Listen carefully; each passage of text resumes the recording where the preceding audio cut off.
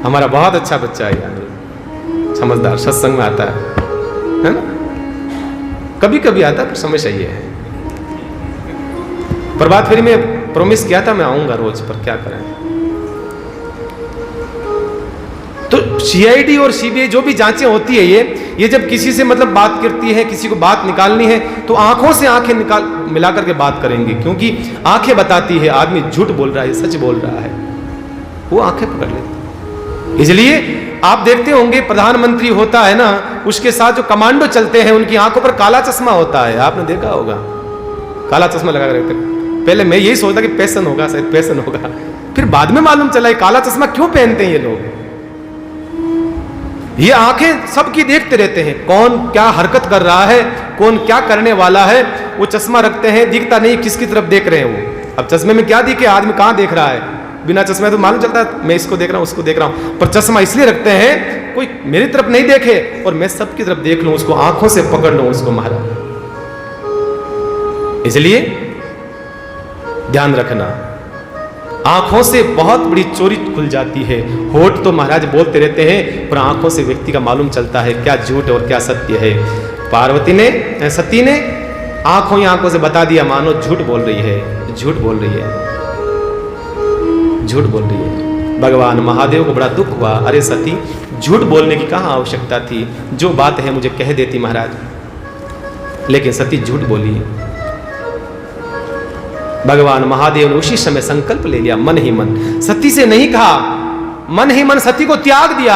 अरे सती, तूने मेरी मां सीता का रूप धारण करा है, मेरी पत्नी होकर के तू तो मां बन गई, आज से तू मेरी मां है। अब कभी भी शारीरिक, कभी तू मेरा, मैं पत्नी नहीं, अब स्वीकार नहीं करूंगा तेरे को। आज के बाद तू मेरे लिए पूजन योग्य है, मेरी मां है। मन ही मन संकल्प ले लिया, आकाशवाणी हुई, धन्य है महादेव, आप जैसा कोई महापुरुष संकल्प ले सकता है। ऐसा संकल्प वाणी से नहीं होता है, संकल्प व्यवहार से होता है। वाणी से संकल्प नहीं होता है, व्यवहार से। कोई कहता है मैं ये नहीं करूंगा, बोल देता है, 10 दिन 15 दिन साल भर बाद में वो ऐसा काम करता रहता है। संकल्प व्यवहार से होता है, कभी वाणी से नहीं होता है, ध्यान रखना। भगवान महादेव ने सती का त्याग कर दिया, जाओ मन से। सती ने कहा, आकाशवाणी महाराज किसकी बात की हुई, आपकी प्रशंसा कर रही है, आकाशवाणी कह रही धन्य हो धन्य हो। आकाशवाणी तो सती को सुनाई दी, भगवान को भी सुनाई दी। सती ने कहा क्या बात है भगवान, कहा नहीं कुछ नहीं, कुछ नहीं। बड़े बड़े लोग होते हैं ना, बहुत कम शब्दों में बोलते हैं, वो ज्यादा नहीं बोलते हैं, बहुत कम बोलते हैं और बहुत कुछ बोल जाते हैं। बड़े लोग बहुत कम बोलते हैं और बहुत कम शब्दों में बहुत कुछ कह जाते हैं। भगवान महादेव ने कहा, अरे सती कुछ नहीं, बस यूं चलो, चलो। और भगवान महादेव आए कैलाश पर, पहाड़ पर मेरा बाबा आया भोला और बैठ गया समाधि में। बस भगवान महादेव समाधि में बैठ जाते हैं और मन ही मन सती समझ तो गई थी कि भगवान महादेव ने मेरा त्याग कर दिया है, मुझे छोड़ दिया है, मेरा त्याग कर दिया। पर सती तो सती ठहरी महाराज, सती तो यही सोच रही है अभी भी कि कोई बात नहीं, गुस्सा आया होगा भगवान महादेव ने, मुझे थोड़ी छोड़ सकते हैं भगवान महादेव, मुझे कैसे छोड़ सकते हैं महाराज, मैं तो भगवान महादेव की अर्धांगिनी हूं महाराज। लेकिन आप जानते हो भगवान का संकल्प तो दृढ़ संकल्प होता है। और भगवान महादेव बैठ गए समाधि में। और आप जानते हो, मैं पहले भी कह चुका हूं, भगवान महादेव समाधि में बैठते हैं, वो तारीख निश्चित होती है, लेकिन समाधि खोलने की कोई तारीख निश्चित नहीं है। एक बार बैठ गया, भोला बाबा बैठ गया, कब खुलेगी समाधि कोई पता नहीं है महाराज, कोई पता नहीं। इसलिए एकदम मेरा भोला भंडारी बैठ जाता है। हो मेरा भोला है भंडारी, करे नंदी की असवारी शंभुनाथ रे, हो भोलेनाथ रे। शर से तेरे बहती गंगा,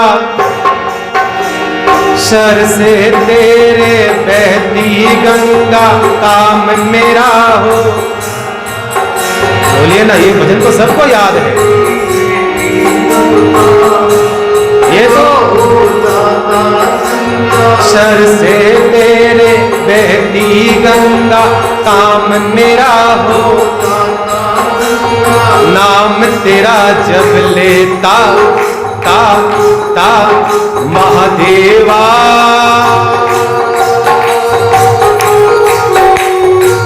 है मेरे महादेव, सब गाइए आनंद के साथ। महादेव, हे महादेव, भोले बाबा।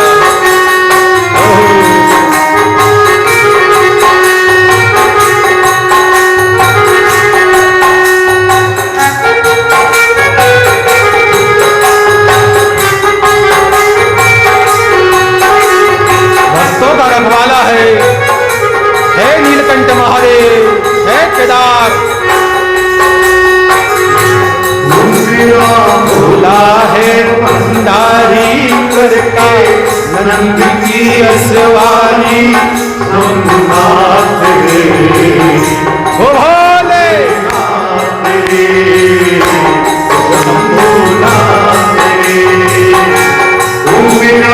भोला है भंडारी करके नंद की असवारी, सोमनाथ रे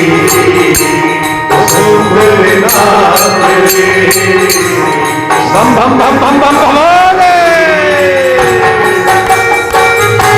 एक बार हाथ, सबके हाथ ऊंचे आए, सबके हाथ।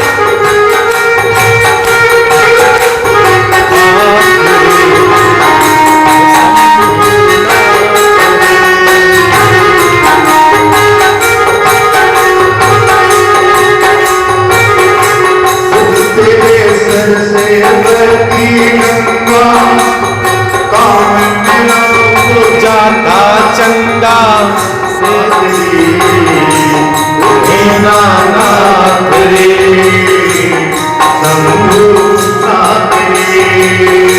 ओ भोला भांग करके बोली तेरे साथ है भूतों की टोली, मेरे नाथ रे शंभु नाथ रे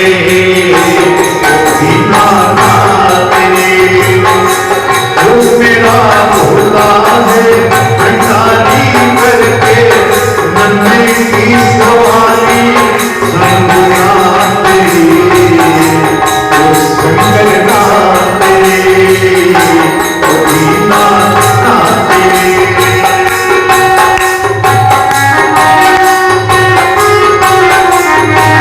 है मेरे महादेव।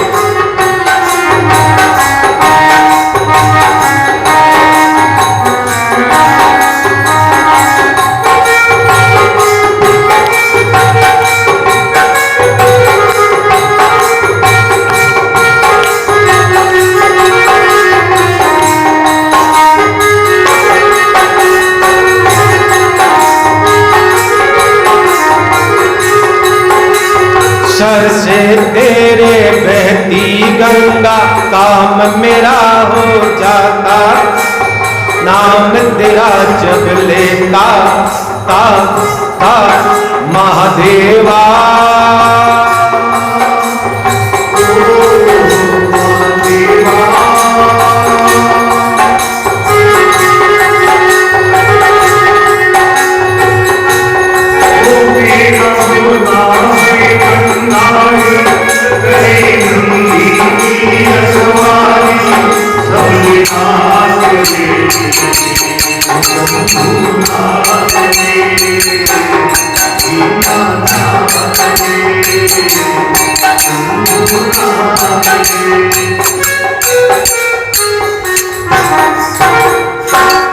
भगवान महादेव का ऐसा दिव्य जीवन महाराज।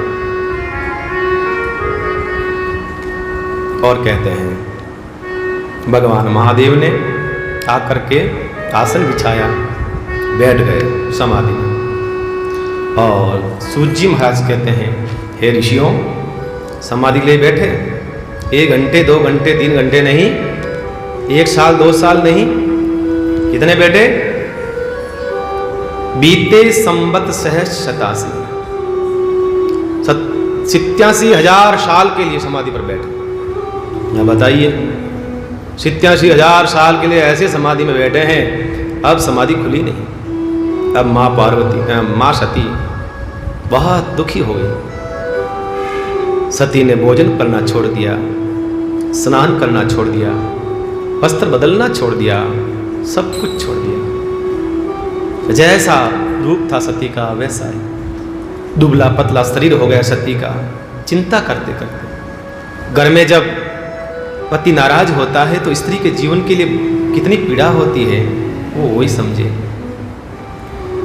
सती का सब कुछ छूट गया, बस बैठी रहती है, रोती रहती है, आंखों से आंसू निकलते रहते हैं। भगवान महादेव के सामने जो गलती करी है उसका प्रायश्चित आंसुओं के माध्यम से निकालती रहती है, इतनी रोई है। और भगवान महादेव तजी समाधि संभव अविनाशी। 87,000 साल के बाद में मेरे महादेव ने समाधि खोली। जैसी समाधि खोली, भाग के सती गई पास में, प्रणाम करा महादेव, प्रणाम। भगवान महादेव ने देखा, सती को देखा, एकदम कृशकाय, दुबली पतली हो गई, थक गई, एकदम श्याम शरीर हो गया सती का। ऐसी स्थिति सती की देखकर भगवान महादेव ने कुछ नहीं कहा। समाधि खुलती ऐसा नहीं कहा, लाओ ये लाओ वो लाओ, ऐसा नहीं। जब जागे सबसे पहले कहा, इधर आओ सती, इधर आओ, मेरे सामने बैठो। सती आई और एक आसन लगाया, सती को सामने बिठाया, मेरे सामने बैठो, तुम्हें कथा सुनाता हूं। सती को लगा बहुत पीड़ा हुई, क्योंकि जो भगवान महादेव सती को अपने पास में बिठाते थे, एकदम नजदीक बगल में बिठाते थे, आज वो महादेव कह रहे हैं सामने बैठो। बहुत पीड़ा हुई। जब जागते हैं भगवान महादेव सीधा कहते हैं, राम कथा सुनो। जब जागो, आप भी जागते हो, सवेरे सवेरे जब जागते हो सीधा ही कुछ मत बोलो, भगवान राम का नाम लो। सवेरे जब भी जागो, सबसे पहले जागते ही चाय बनी कि नहीं बनी है? बस ऐसा नहीं, दोनों हाथों को जोड़ो महाराज, दोनों हाथों को जोड़ करके ऐसे करे। कराग्रे वस्ते लक्ष्मी, करमध्य सरस्वती, करमूले तू गोविंदे, प्रभाते कर्मश। ऐसे दोनों हाथ को जोड़ करके दर्शन करना चाहिए, हथेली में दर्शन करना चाहिए, भगवान का दर्शन लगता है। बच्चों को सिखाओ ना यार, है? ये तो कर सकते हैं बच्चा, इसमें क्या लगता है, रोज सिखाओ। दोनों हाथों को ऐसे मसल के मंत्र पढ़ो, ये मंत्र बस। या अपने घर के अंदर उठते सामने कोई भगवान का स्वरूप रखो, ध्यान रखो। जहां हम सो रहे हैं उधर शामो शाम एकदम सामने, ताकि उठते ही सबसे पहले दर्शन हो किसका, भगवान का दर्शन हो, भगवान का दर्शन। इसलिए ध्यान रखो। या अपने मोबाइल रखो, पास में रखता ही मोबाइल आजकल एकदम नजदीक मोबाइल रखना भी गलत है, बहुत गलत है। ये इसकी तरंगें बड़ी खतरनाक होती है। जब भी रात्रि को सोते हो, ये जो फोन है आजकल एंड्रॉइड फोन आ रहा है ना, सोते समय इसको बहुत दूर रखो, कम से कम 4-5 फुट की दूरी रखो आप। ये बड़ा घातक होता है, बहुत खतरनाक इसकी किरणें होती है। उठ करके सबसे पहले उसके अंदर दर्शन कर लो, मोबाइल में भगवान का कोई चित्र हो, स्वरूप हो, उसमें दर्शन करो, जरूर करना चाहिए। सबसे पहला दर्शन भगवान का होगा तो घर में कभी झगड़ा नहीं, कभी झगड़ा नहीं होगा। अपने घर में फोटो रखो, दूसरी पेंटिंग तो बहुत रखते हो, घोड़ों की, गधों की, एक्ट्रेस की, उन लोगों की। भगवान का स्वरूप लगाओ, बहुत सुंदर सुंदर भगवान के स्वरूप हैं, उनका दर्शन करते हैं उठते ही महाराज। भगवान ने आसन दिया, सती सामने बैठो। सती बस रो रही है, आंखों में आंसू है, कुछ बोलना चाहती पर क्या बोले। तुम्हें कथा सुनाता हूं। सती को बैठा करके जैसे ही भगवान महादेव ने कथा सुनाना प्रारंभ किया, भगवान राम की कथा सुनाता हूं, उसी समय गड़गड़ाहट करते हुए महाराज ऊपर से विमान आने लगे।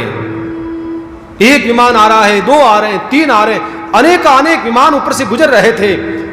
सती ने ऊपर देखा और भगवान महादेव से कहा, अरे ये विमान कहां जा रहे हैं? सती से भगवान ने कहा, छोड़ ना, क्या करेगी तो विमान से, तू कथा सुन, तू कथा सुन, तुझे क्या करना, विमान आ रहे हैं जा रहे हैं तो। सती ने कहा अरे कथा तो बाद में सुन लेंगे भगवान, कथा तो कहाँ, आप ही कथा करने वाले हो, आप ही कथा सुनाने वाले हो, मैं सुनने वाली, कथा कहाँ जाएगी, पहले ये बताओ विमान कहाँ जा रहे हैं। भगवान महादेव ने कहा कितनी बोली है, अगस्त ऋषि के आश्रम में गई तब भी इसने कथा नहीं सुनी, आज मैं खुद बैठा हूं कथा सुनाने के लिए इसको, फिर भी इस बोली ने कथा नहीं सुन रही है, क्या करूं क्या करूं क्या करूं।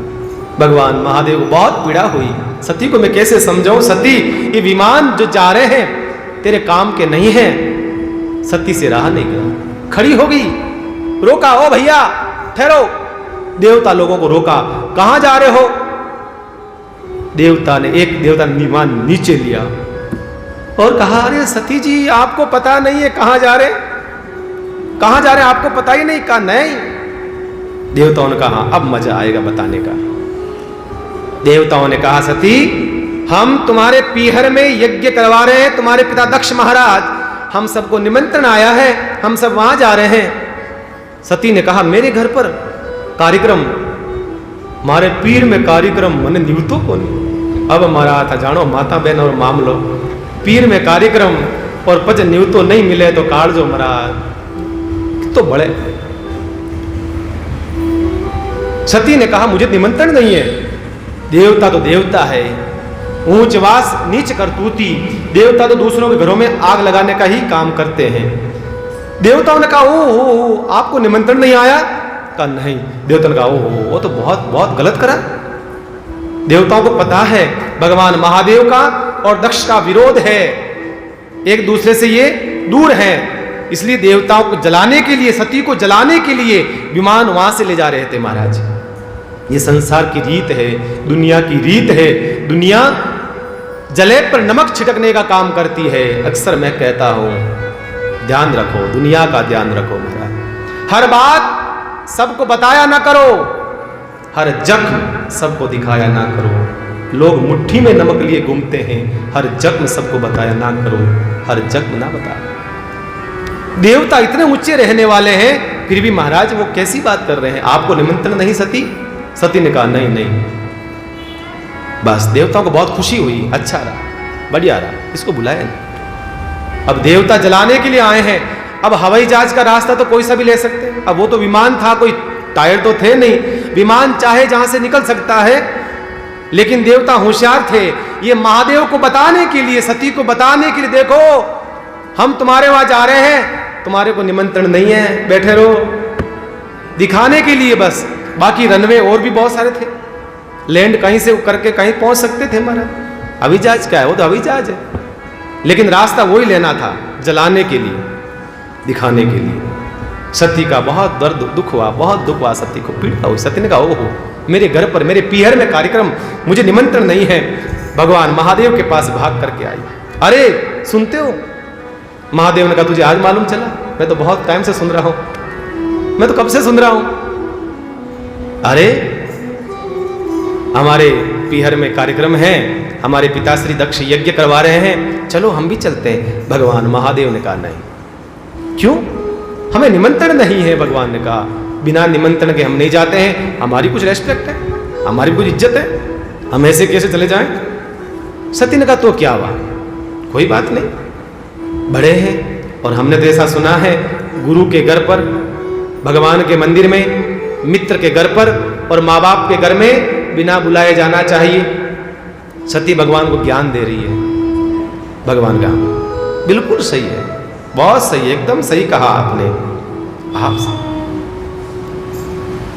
भगवान महादेव ने कहा देखो सती, जाना चाहिए गुरु के घर में, मंदिर में, मित्र के वहां और माता पिता के वहां बिना बुलाए जाना चाहिए। लेकिन अगर आदर और प्रेम नहीं है तो नहीं जाना चाहिए, बिल्कुल जाना चाहिए। लेकिन जहां आदर नहीं, जहां प्रेम नहीं, वहां नहीं जाना चाहिए।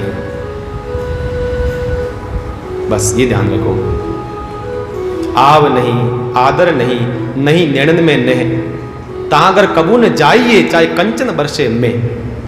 अगर प्रेम नहीं है वहां पर तो भाई सोने की बरसात हो तो भी नहीं जाना चाहिए। अगर प्रेम नहीं है तो फिर क्या मतलब। और जहां प्रेम हो महाराज, जहां प्रेम की नदी बहती हो वहां पर तो महाराज आव गणा, आदर गणा, गणा नैणन में न है महाराज।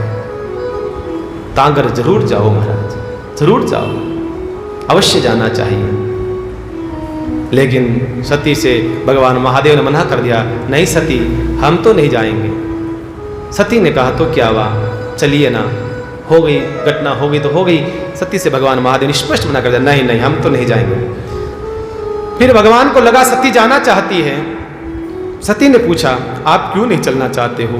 कहा, मेरे तो एक बार जब दक्ष को राजा बनाया गया सब प्रजापतियों का, उस समय दक्ष ने एक बहुत बड़ा कार्यक्रम रखा था। उस कार्यक्रम में जितने देवता थे 33 करोड़ सब देवताओं को निमंत्रण दिया था उस दक्ष ने, और सब देवता आकर के उस कार्यक्रम में सम्मिलित हुए। सब अपने अपने आसन पर बैठ गए। मैं भी अपने आसन पर बैठ गया था, ब्रह्मा जी अपने आसन पर बैठ गए थे, हम सब अपने अपने आसन पर बैठे थे। और आप जानते हो, बड़ा नेता, बड़ा मंत्री, बड़ा आदमी सबसे लेट आता है, टाइम पर नहीं आता है। बड़ा जो व्यक्ति होता है देखता है, पूछता जनता आ गई? कहा हाँ जनता आ गई, अब आ जाओ। तब बड़ा आदमी आता है। दक्ष ने पूछा जनता आ गई? कहा हाँ आ गई। अब दक्ष आया है महाराज अपने सैनिकों के साथ में, पीछे सैनिक चल रहे हैं, और बड़ा अहंकार के साथ में, मद के साथ में, अहंकार के साथ में प्रवेश करता है सभा के अंदर। सब देवता खड़े होकर के स्वागत करते हैं, महाराज की जय हो, दक्ष महाराज की जय हो, दक्ष महाराज की जय हो, हमारा राजा कैसा हो, दक्ष जैसा हो, हमारा राजा कैसा हो, दक्ष जैसा हो। सब प्रशंसा कर रहे हैं दक्ष की। दक्ष ने सबको देखा, सबको देखा, दक्ष ने हाथ हिलाए ऐसे ऐसे ऐसे ऐसे। नेता लोग हाथ हिलाते हैं ना, जब रैली आती है जब ऐसे ऐसे हिलाते हैं। मैंने पूछा कि मैंने संत से ऐसा क्यों करते हैं? का वो ऐसा करते हैं कि तुम हमारे को वोट दो, फिर हमसे मिलने मत आना, सब अपने अपने घर रहना, फिर वापस मुंह मत बताना, बस इसलिए वो हाथ हिलाते रहते हैं महाराज। तुम एक बार बस वोट दे दो कृपा करके, तुम्हारे पैर पड़ जाएंगे, तुम्हारे चरणों में प्रणाम करेंगे, हैं? इसलिए बात मना करते हैं। फिर भी हम लोग ऐसे महाराज वोट देते हैं। दक्ष ने सबको हाथ हिला के अभिवादन करा, सब खड़े हो गए, पर ब्रह्मा जी और भगवान महादेव खड़े नहीं हुए। ब्रह्मा जी तो बूढ़े थे, सोचा तो मेरा ही बेटा है, इसलिए खड़े नहीं हुए। पर भगवान महादेव की तो समाधि लग गई, जहां बैठते हैं भगवान महादेव वहीं समाधि लग जाती है, इसलिए वो खड़े नहीं हुए। क्रोध आया दक्ष को। देखो इतने हजारों करोड़ों देवता थे, लाखों देवता थे, सब खड़े हो गए, उन पर दृष्टि नहीं गई, जो बैठा था उस पर दृष्टि गई है। जो सम्मान का भूखा होता है वो ये नहीं देखता है मेरा सम्मान कौन कर रहे हैं, ये नहीं देखता है, वो ये देखता है कि मेरा सम्मान कौन नहीं कर रहा है। जो सम्मान का भूखा होता है वो ये देखता है कि मेरा सम्मान कौन नहीं कर रहा है। और क्रोधित हो गया, गुस्सा आया और फटकारने लगा, अरे ब्रह्मा जी तो मेरे पिता है, कोई बात नहीं, पर ये मेरा जमाई है, और इस दुष्ट को तो मैंने अपनी मृगनयनी जैसी मेरी बेटी का विवाह इसके साथ में करा। इसके घर का पता नहीं, इसके परिवार का, कुल का, नाती का कोई पता नहीं है, ना घर है, ना बार है, ना वस्त्र है, कुछ भी नहीं है, नंग धड़ंग रहता है, फिर भी मैंने अपनी कन्या का विवाह इसके साथ में करा, दुष्ट के साथ में करा। बहुत बहुत बहुत बोलने लगा, वो बहुत क्रोधित हुआ। उस समय भगवान महादेव को शांत रहे। नंदी आदि जो गण थे शिव भगवान के, उन्होंने फिर बहुत कहा, दक्ष को गाली निकाली, दक्ष ने उनको निकाली। भगवान महादेव उसके बाद में संबंध टूट गया। भगवान महादेव के पास ना दक्ष आता है ना भगवान दक्ष के वहां जाते हैं। तब से वो मामला 36 का आंकड़ा दोनों में, जवाई में और ससुर में, तब से लड़ाई है। भगवान महादेव ने ये सती को बस सुनाया। सती ने कहा तो क्या हुआ, काफी दिन हो गए बात को, तो अब भूल जाना चाहिए, आप भी बड़े हो वो भी बड़े हैं, भूल जाना चाहिए। भगवान ने कहा मैं तो भूल गया, मैं तो याद नहीं रखता हूं, वो अगर निमंत्रण देते तो मैं जाता, जरूर जाता मैं, पर निमंत्रण नहीं आया है, बिना निमंत्रण में कैसे जाऊं। सती के मन में सब बातें पची नहीं, सती तो जाती, बस किकर जाऊं, किकर जाऊं। सती को भगवान लगा कि ये रहेगी नहीं, नहीं मर जाएगी। पीहर से कोई पति रोकता है ना, बहुत दुख होता है, बहुत तकलीफ होती है महाराज। पीहर का नाम लेते ही महाराज यान पंख लाग जाए बाया के महाराज, पीर पीर। ऐसी सती परेशान थी। भगवान महादेव ने बुलाया नंदी को, अपने गणों को बुलाया, जाओ सती को ले जाओ, ये मर जाएगी, ऐसे ही मर जाएगी, ले जाओ। सती को कहा जाओ सती आप जाओ, मैं तो नहीं जाऊंगा।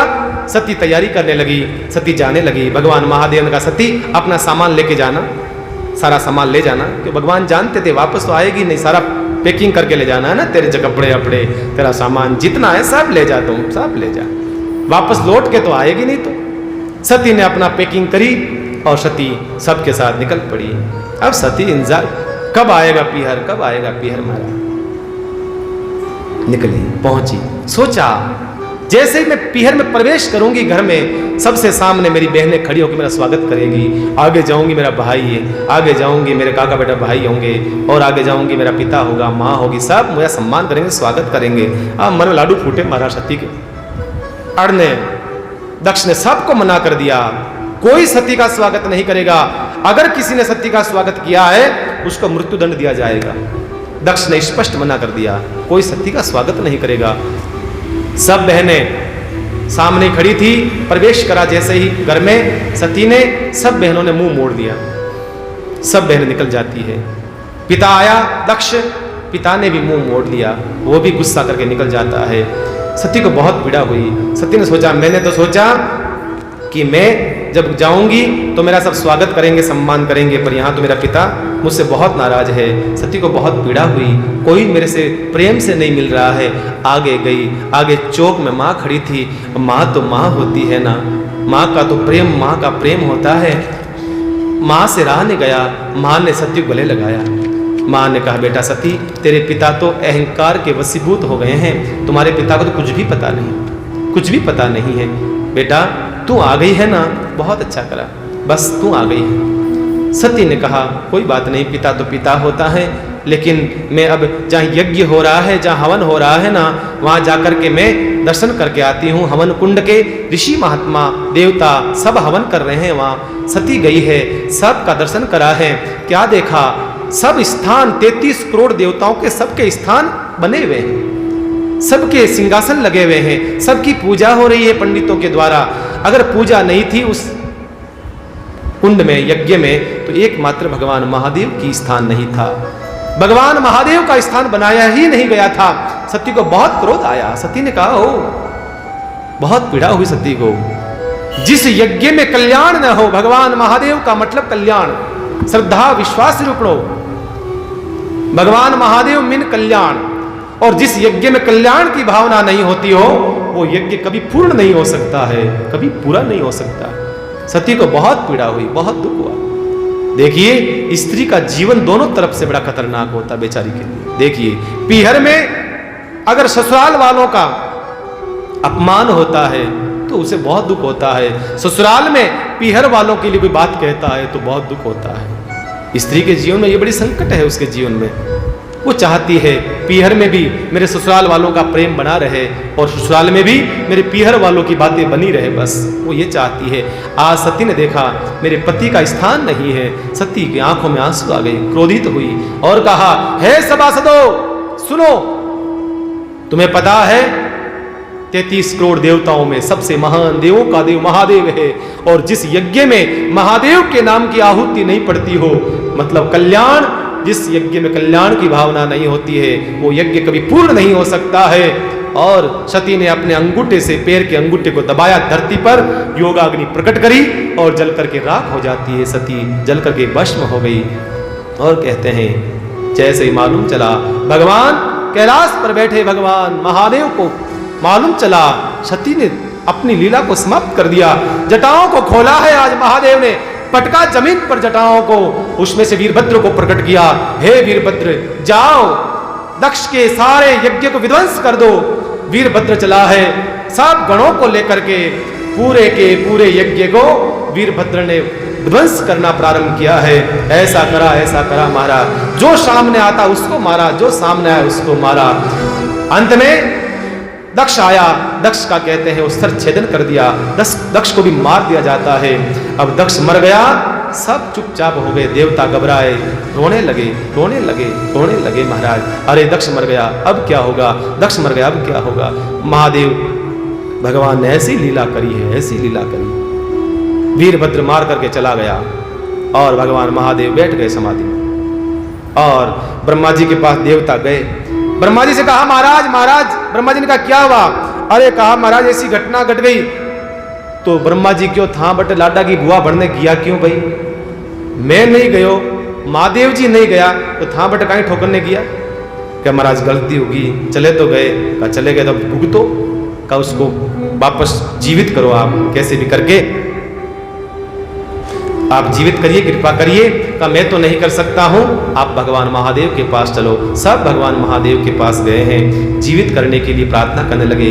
भगवान महादेव तो दयालु है महाराज, भगवान महादेव तो आनंदित रहने वाले सदा। भगवान महादेव किसको माफ नहीं करते हैं, बड़े से बड़े कोई भगवान का अपमान करता है फिर भी माफ कर देते हैं महाराज। ऐसा भोला बाबा महाराज अपनी मस्ती में वो तो बैठा आनंद के साथ में अपने नृत्य कर रहा था। मान हो डाग डमरू बागेने। आइए गुजराती भजन गाते हैं आज। डाग डमरू बागेने, शिव तांडव नाचे, शिव तांडव नाचे, बोंडो तांडव नाचे, मने व्यालू व्यालू शिव नाम लागे।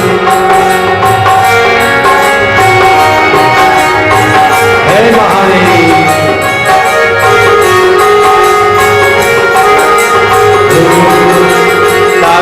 डमरू बागेने, शिव तांडव नाचे, बोलो तांडव नाचे, मैंने व्यालू व्यालू शिव जी नाम लागे, मैंने प्यारो प्यारो शिव जी नाम लागे। हो डाक डमरू बागेने, हो डाक डमरू बागेने, शिव तांडव नाचे, तांडव नाचे, मने वालू भालू शिव जी नाम लागे, मने भालू भालू शिव जी नाम लागे। हर हर हर हर महादेव भोले।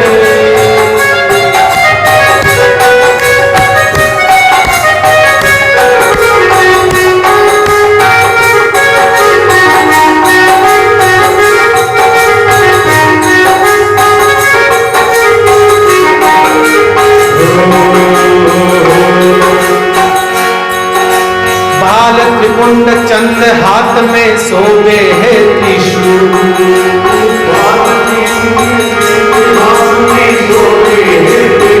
ये गुजराती शब्द है, समझ में नहीं आवे तो भी कोई बात नहीं, ताली बजाता रोता था, है ना। बाल त्रिपुंड चंद हाथ में सोवे है त्रिशूल,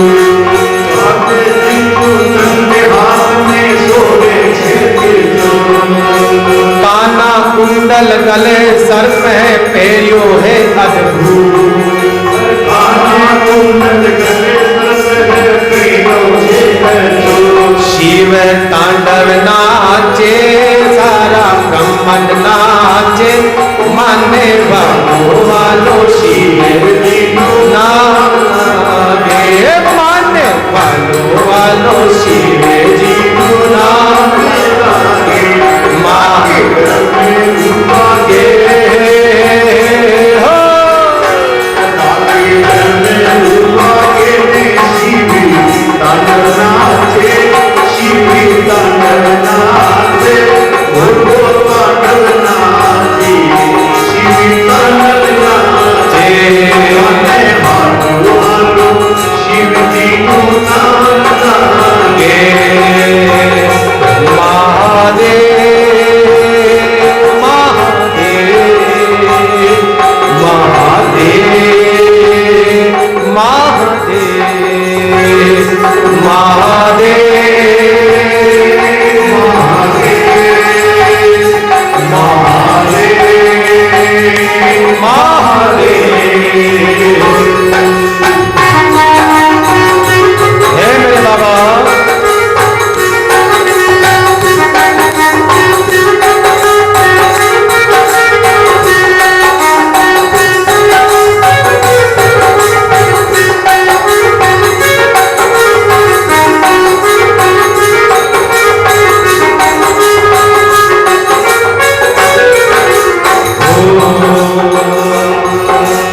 गणेश कार्तिक चौवा आया साथे पार्वती है माँ। गणेश कार्तिक चौवा आवे साथे पार्वती माँ।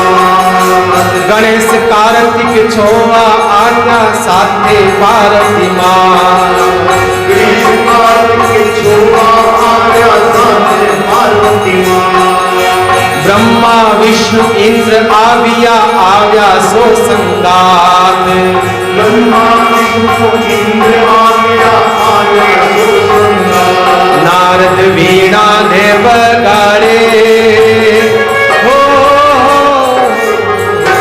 नारद वीणा देव गाड़े संगीत गूंजेगा, संगीत गूंजेगा।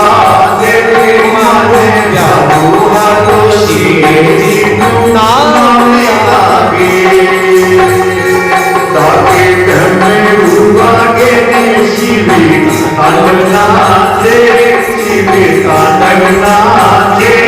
माने हालो हालो शिव जी को नाम आगे।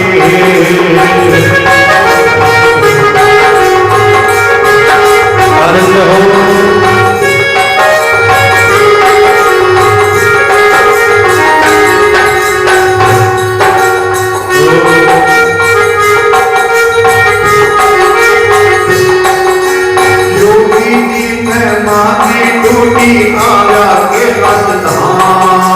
योगी दी समाधि टूटी आव्या के रसधाम।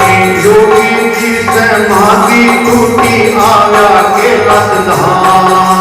योगी दी समाधि टूटी आव्या के रसधाम। हर हर शंभु गुरु है नाम। हर हर शंभु गूंज जो है नाम। पद उगे रूपानी नंदी ताल नाचे, नंदी ताल नाचे। मन में व्यालो शिव जी नो नाम लागे। ताके घर में रूपा के शिवी कांड नाचे, शिवी कांड नाचे। मने भालो भालो शिव जी नो नाम लागे। मने भालो भालो शिव जी नो नाम लागे। डाक दम रूपा गे